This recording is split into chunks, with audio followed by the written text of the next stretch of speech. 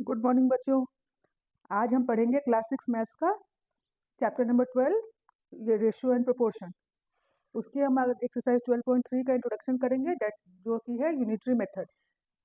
तो सबसे पहले हम जानेंगे कि यूनिटरी मेथड क्या होता है।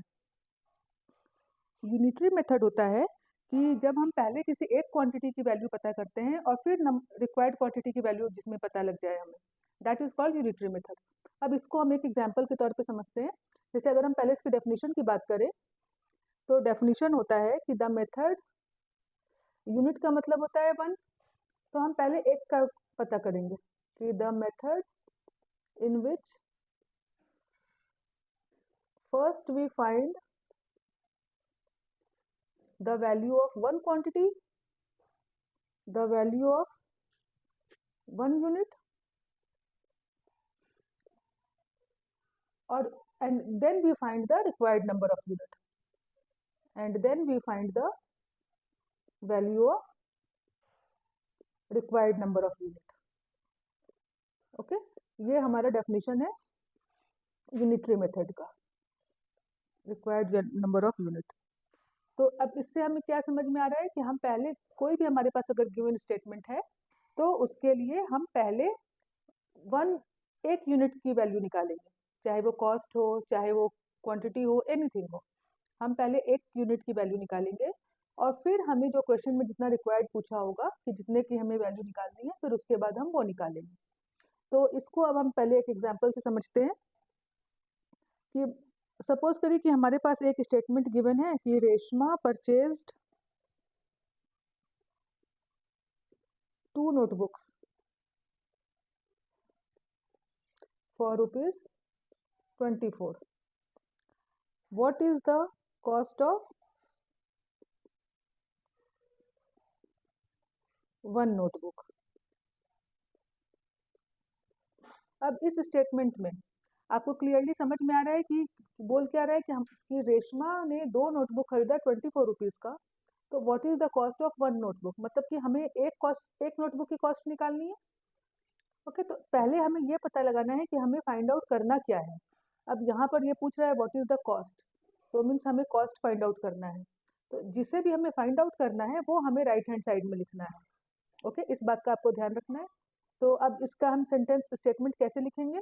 अब हमें क्या पता है कि कॉस्ट ऑफ 2 notebooks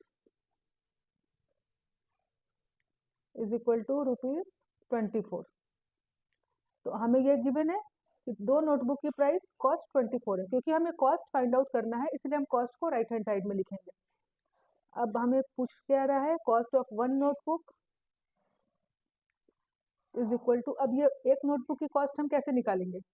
तो आपको एक चीज ध्यान में रखने की है कि अगर हमें ज्यादा की वैल्यू पता है, जैसे यहाँ 2 की वैल्यू हमें पता है और 1 की वैल्यू निकालनी है, तो हमें डिवाइड करना है इसको। ओके, हमें डिवाइड करना है। ये आपका रूल नंबर 1 है कि जब हमें ज़्यादा की वैल्यू पता है और 1 की वैल्यू पूछ रहा है तो हमें डिवाइड करना है।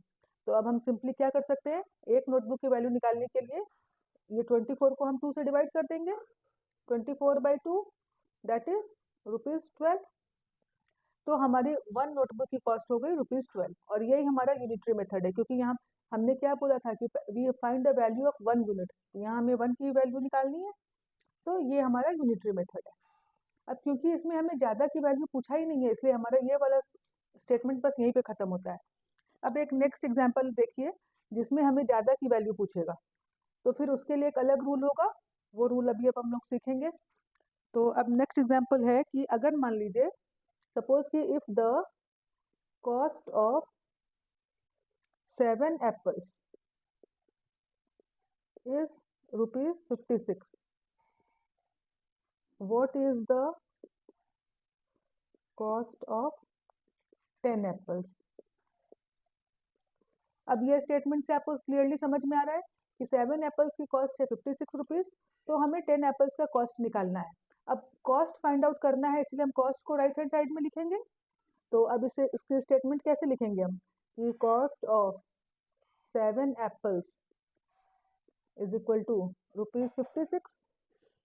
तो अब यूनिट यहाँ पे हमें 10 एप्पल्स के लिए पूछ रहा है, बट इन यूनिटरी मेथड हमें सबसे पहले एक यूनिट की वैल्यू निकालनी है। तो अब हम क्या करेंगे, सबसे पहले एक एप्पल की कॉस्ट निकालेंगे। कैसे निकालेंगे, डिवाइड करके। हमने ये रूल सीखा है कि जब एक का निकालना है तो हमें डिवाइड करना है। तो that is 56/7 is equal to ₹8। अब हमें एक की कॉस्ट पता है और हमें फाइंड आउट क्या करना है, 10 एप्पल्स की। तो अब हम इसी के आगे थर्ड लाइन में लिखेंगे कि cost of 10 apples is equal to, अब यहाँ पे एक सेकेंड रूल और आता है कि जब हमें एक यूनिट की वैल्यू पता है और हमें ज़्यादा की निकालनी है तो हमें मल्टीप्लाई करना है। ठीक है, आपने दो रूल पढ़ा, जब हमें ज़्यादा की वैल्यू पता है और एक का निकालना है तो डिवाइड करना है, और जब एक का पता लग गया और फिर अगर और ज़्यादा का निकालना है तो हमें मल्टीप्लाई करना है। तो अब सिंपली हम क्या करेंगे, ₹8 इंटू 10, तो ये हो गया हमारा ₹80, यानी कि 10 एप्पल्स की कॉस्ट हो गई ₹80। ये हमारा फुल यूनिटरी मेथड हो गया 3 स्टेटमेंट का, कि पहले जो गिवन है वो लिखेंगे हम, देन हम एक यूनिट का वैल्यू निकालेंगे और उसके बाद हमें जो रिक्वायर्ड क्वांटिटी की वैल्यू निकालनी है हम वो लिखेंगे। तो इससे हम बहुत इजीली अपना प्रॉब्लम सॉल्व कर सकते हैं। अब इसी को अगर हम रिवर्स कर देते हैं कि अगर प्राइस दे दिया और नंबर ऑफ एप्पल्स पूछ रहा है तो हम कैसे निकालेंगे। ओके, तो मीन्स फर्स्ट स्टेटमेंट तो यही होगा हमारा कि if the cost 7 apples are purchased for ₹56, तो how many apples can be purchased for ₹72। Okay, अब हमें इसी क्वेश्चन को हमने रिवर्स कर दिया। अब हमें क्या बोल रहा है कि अगर 7 एप्पल्स हमने 56 रुपीज़ में खरीदा है तो 72 रुपीज़ में हम कितने एप्पल्स खरीदेंगे, हाउ मेनी एप्पल्स। तो मीन्स अब हमें एप्पल्स को राइट हैंड साइड में लिखना है, क्योंकि हमने अभी तभी देखा ना कि जो चीज़ हमें फाइंड आउट करनी है उसे हमें राइट हैंड साइड में लिखना है, उसे हमें राइट हैंड साइड में लिखना है। तो अब हम क्या करेंगे, इसको ऐसे स्टेटमेंट बनेगी कि इन ₹56 वी परचेज 7 एप्पल्स। तो अब यहाँ भी फिर वही बात आती है ना कि हमें यूनिटरी मेथड अप्लाई करना है, तो पहले हम ₹1 का निकालेंगे। तो पहले हम ₹1 निकालेंगे, इन ₹1 वी परचेज, ₹1 में हम कितना निकालेंगे, हमें डिवाइड करना है। तो that is 7/56, that is 1/8 apples. Okay, अब हमें कितने के निकालने, ₹72, इन ₹72 वी परचेज, जो एक का आया उसमें हमें मल्टीप्लाई करना है 72 से, तो 1/8 into 72 apples is equal to कितना आ जाएगा, 8 9 या 72, तो 9 एप्पल्स।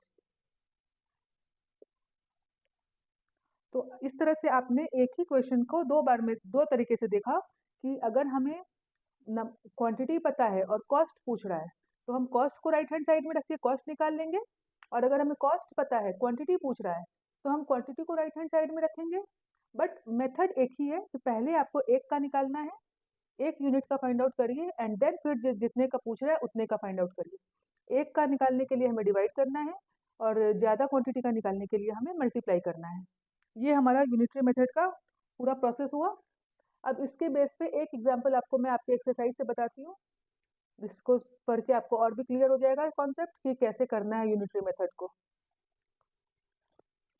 अब एक एग्जांपल और देख लेते हैं हम लोग कि cost of 4 dozen bananas is ₹180। तो how many bananas can be purchased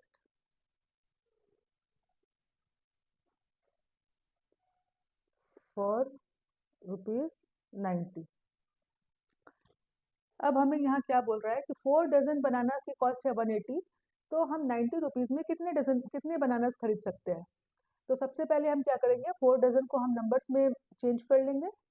तो 4 dozen is equal to 4 into 12, ये तो अपने आप जानते ही हो कि 1 डजन इज इक्वल टू 12, तो 4 into 12 is equal to 48 bananas. Clear है? तो अब हम अपना स्टेटमेंट बनाएंगे वही यूनिटरी मेथड के रूल से। तो हमें निकालना क्या है, हमें नंबर ऑफ बनानास निकालने हैं। तो हम बनानास को राइट हैंड साइड में रखेंगे। तो अब हमारा स्टेटमेंट क्या बनेगा कि इन ₹180 वी परचेज 48 बनानास। ओके, अब वापस वही करेंगे, हम पहले 8 का निकालेंगे। तो in ₹1 we purchase 48 by 180 bananas. Okay, अब हमें कितने का निकालना है, ₹90।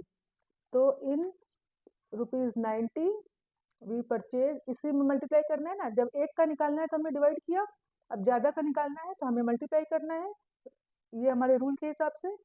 तो 48 बाई 180 इंटू 90 बनानास। अब ये जो आंसर आएगा वही हमारा, तो 90 टू ज़ा 180 और 2 टू ज़ा 4, 2 4 दैट, यानी कि 24 बनानास।